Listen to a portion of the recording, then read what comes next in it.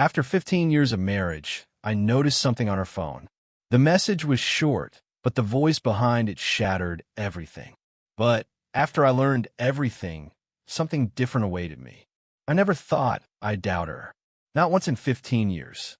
But that night, I heard her whispering on the phone in a way she hadn't with me in years. It was late, past midnight. I just come back from a 3-day work trip, the kind that drains you until you're just a shell with a suitcase. I stepped in quietly, hoping to avoid waking her. The hallway was dim, lit only by the stove lights spilling from the kitchen. I heard her voice before I saw her. Soft, laughing, intimate. She didn't hear me come in. She was leaning against the counter in one of my old t-shirts, barefoot, phone pressed to her ear, twirling her hair like she used to back when we first met. That look, the smile I saw from the side, it didn't belong to me anymore. I stood frozen, half shadow, watching from behind the doorway. Then she said it. No, he's not back yet. He thinks I'm asleep. Something twisted in my gut. My breath caught. She hung up a few seconds later and padded back to the bedroom. I stayed in the hallway another full minute, silent, like I was still deciding whether I'd imagined the whole thing. We'd always had this unspoken rhythm. Coffee on the porch on Saturdays, late-night movies when the week felt too long, text messages in the middle of work just to say thinking of you. Lately, though, that rhythm had stuttered. Her phone always face down, her laugh shorter, her eyes a little more distant when I spoke. Still, I brushed it off. We were just tired, I told myself. Everyone hits rough patches. But that night wouldn't let go. The next morning, she acted like nothing had happened. Kissed my cheek, made toast, and asked how the trip was. I said fine. She nodded. And that was that. But the whisper was lodged in my head now like a stone in my shoe. I kept turning it over, her tone, her words, that smile. Maybe it was nothing. A late-night chat with a friend. A joke I didn't understand. I wanted it to be nothing. But the way she looked around before speaking, like she was making sure she was alone, that wasn't nothing. I didn't say anything. I didn't ask. I didn't want to become that guy. Paranoid, insecure. So I watched. I listened. And over the next few days, I noticed things I hadn't before. A new password on her phone. A sudden interest in evening walks alone. Messages that made her smile, followed by her quickly locking the screen. I started feeling like a stranger in my own house. Like the furniture hadn't moved, but something else had. Something beneath the surface. Something shifting. I told myself I was imagining it, that I was being irrational, but I knew better. You don't spend years with someone, really know them, and not feel when the air between you starts to change. Then, one evening, while folding laundry, her phone buzzed. She was in the shower. I glanced at the screen. The message read, "Last night was perfect. Same time tomorrow." My hands went cold. But before I could do anything, before I could even process what I'd seen, the phone screen went black, locking itself. I stood there, alone in the bedroom, holding a pair of her jeans, staring at that dark screen like it was about to speak again. And that was the moment it started. Not with a fight, or a confession, or a slammed door. Just a whisper, a text, and a question I couldn't ignore anymore. Who was she when I wasn't looking? We met in college. She was studying art history. I was chasing a business degree I wasn't even sure I wanted. I remember she called me too serious the first time we spoke. I told her she talked too much with her hands. We both laughed, and just like that, we stuck. For a long time, we were a team. We moved in together after graduation, shared a shoebox apartment with no air conditioning and one leaky faucet we never bothered fixing. Every decision was a we. Every goal shared. We weren't flashy. We were real. When I started working long hours to climb my way up in the company, she stood by me, picked up extra shifts, handled bills when my brain was fried, even packed me lunches with notes tucked inside. Don't forget to eat. Love you more than coffee. But something changed in the last few years. Maybe it was the stress, or the routines, or the silence that creeps in when both people are tired for too long. We stopped doing the little things. I still worked late. She stopped writing the notes. I'd come home, and she'd already be in bed, scrolling her phone. Some nights, she'd fall asleep with it in her hand. I didn't realize how far apart we drifted until I tried to remember the last time we'd had a real conversation. One not about bills or errands or, what do you want for dinner? And now that message. Last night was perfect. Same time tomorrow? It clung to everything. That week, I watched her more than I spoke to her. I noticed how quickly she smiled at her phone, how she always took it with her, even into the bathroom. If I walked into the room, she'd flip the screen down. She'd start texting less when I was near. I wanted to believe it was something innocent, a friend from work, a joke I wasn't in on, but something in my gut said otherwise. Friday night, she told me she was heading out to clear her head, said she needed space, time to breathe. She said it with a look I couldn't place, like guilt trying to hide behind indifference. I offered to go with her, make it a walk together. She told me no, said she wanted to be alone. Her hand barely touched my shoulder as she kissed it, then left without looking back. I followed. I told myself I wouldn't, that I was better than that, but I couldn't let it go. Something told me I needed to know the truth, no matter how ugly it was. I waited 5 minutes, then grabbed my keys and drove. I kept a few cars behind, lights off, heart pounding so loud I thought it might give me away. She wasn't walking. She drove straight across town to a neighborhood I didn't recognize. She parked in front of townhouse, got out, looked around, and then, without hesitation, walked straight up to the door. No knock, no hesitation. She used a key. I sat in my car, hands gripping the wheel like it was the only thing anchoring me. A key to someone else's place. I didn't need to see what happened next. I didn't want to, but I stayed. Long enough to watch the lights inside turn on. Long enough to watch the shadows move in the living room window, her silhouette merging with someone else's. I drove home in silence. No music, no tears, just a numbness I didn't know how to name. When she returned 2 hours later, her hair slightly tousled, she said traffic had been awful. I nodded, said nothing, and went back to pretending the world hadn't just broken apart. But the next morning, something pushed me to go deeper. I checked her phone bill online, and there it was. A number she called or texted over 200 times in the last month. No name, just a string of digits I didn't recognize. I copied it down, stared at it, and then dialed. The phone rang once, twice. Then a voice picked up, a voice I knew. Hello.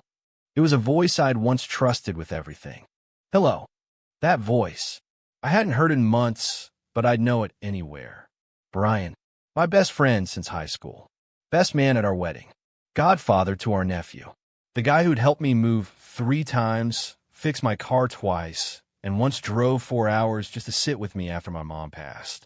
Brian. I didn't say a word. I just sat there, phone pressed to my ear, while my stomach folded in on itself. He said again, hello?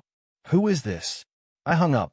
My hands were shaking so hard I could barely set the phone down. It felt like the floor had dropped out from under me, like gravity didn't work the same way anymore. I sat in the kitchen, staring at the darkened window, trying to fit the pieces together. My wife, the text, the townhouse, Brian. I thought about the way she'd laughed at his jokes last summer during our backyard barbecue. How they'd shared a bottle of wine on the porch when I ran out to grab more ice. How I'd come back to find them sitting a little too close, but told myself I was being paranoid. I wasn't. All those little moments suddenly made too much sense. The late-night walks, the locked phone, the silence when I walked into the room. She hadn't just been cheating. She'd been doing it with him. I don't remember walking to our bedroom, but I remember the drawer, hers, half open. I remember the faint scent of her perfume, that floral one she'd started wearing recently. I remember sitting down, staring at our wedding photo on the nightstand. We looked so young, so certain. How do you go from forever to this? I didn't sleep that night. I just waited for her to wake up. She came into the kitchen around 7, hair tied back, still in her robe. She smiled when she saw me. You're up early. I didn't smile back. I said I called him. Her face didn't change at first. Just blinked once slow. What? I called the number you've been texting. The one from the phone bill. I let the silence stretch. It was Brian. Her hand went to the counter, steadying herself. I can explain. No, you don't need to. But she did anyway.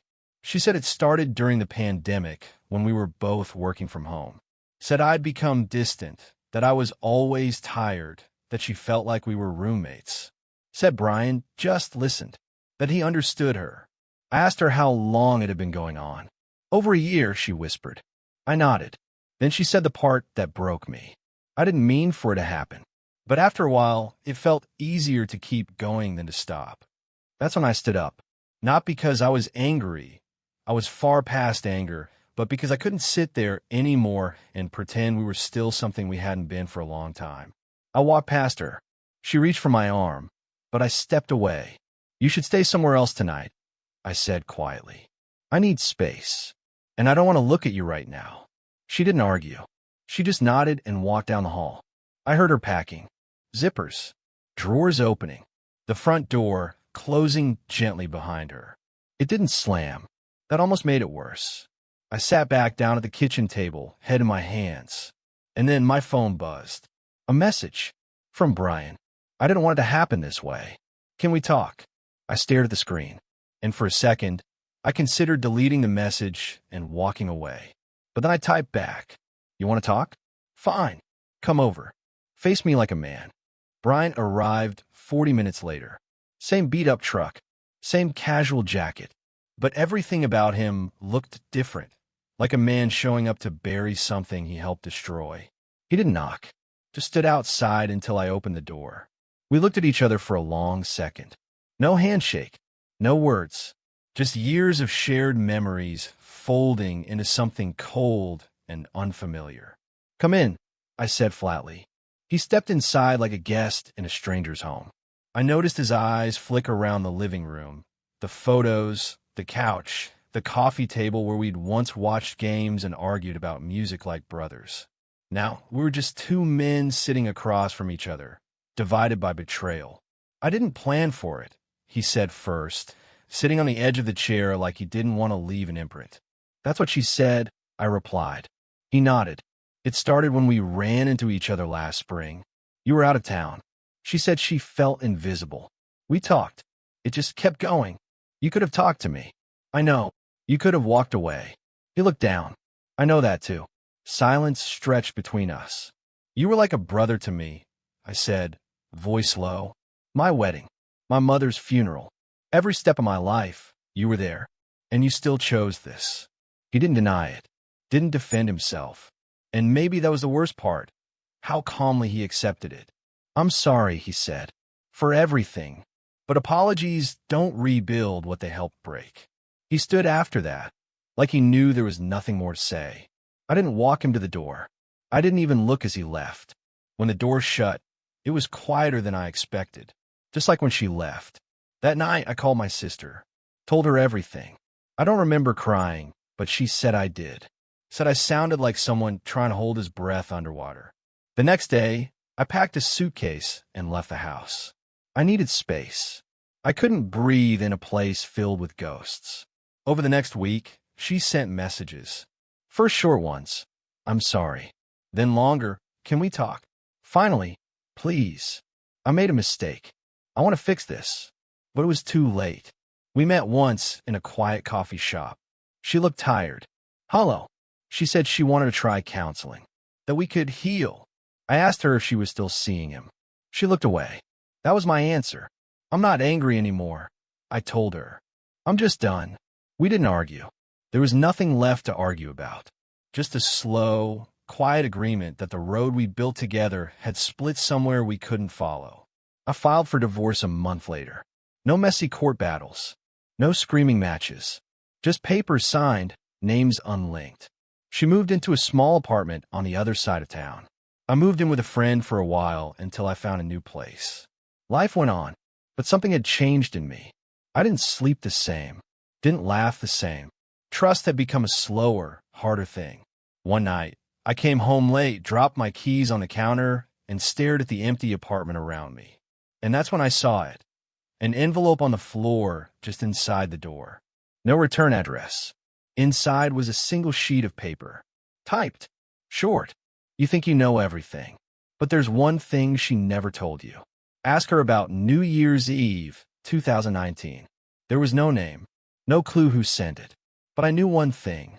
The story wasn't over. I stared at that letter for a long time. Ask her about New Year's Eve, 2019. I folded it up, slid it back into the envelope, and set it on the table like it might bite me if I looked at it too long. At first, I thought it might be a prank, but something about the wording, the precision of it, told me otherwise. And whoever wrote it, they knew enough to know the story wasn't finished. New Year's Eve, 2019. I racked my brain. We'd spent it at Brian's lake cabin with a few friends. It had snowed that night. I remember I had a cold, stayed in most of the evening. She'd gone outside with the others to light sparklers, drink by the fire pit. At the time, I thought nothing of it. Trusted her completely.